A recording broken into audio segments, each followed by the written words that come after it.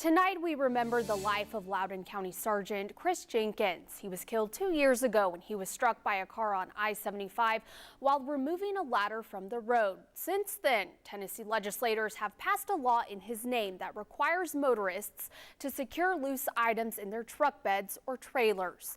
10 News reporter Aaron Velasquez spoke to lawmakers and highway officials who say this law is making a difference.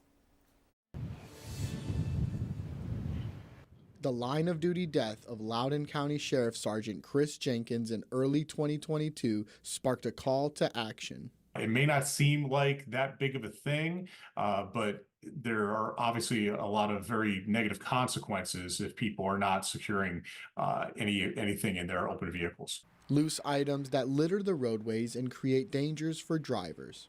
Unfortunately, you can see loose material that has flown out of a car on our interstates and state routes every day. The law that went into effect last March says that a person driving a car or truck carrying a ladder has to secure it safely.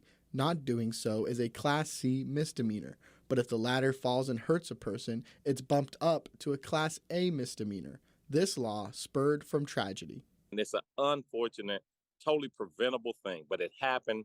And the good news is we responded appropriately and that his life did not go in vain. In November of 2023, the driver accused of hitting and killing Sgt. Jenkins pleaded guilty to vehicular homicide. The owner of the ladder that Sgt. Jenkins was taking out of the road was never found.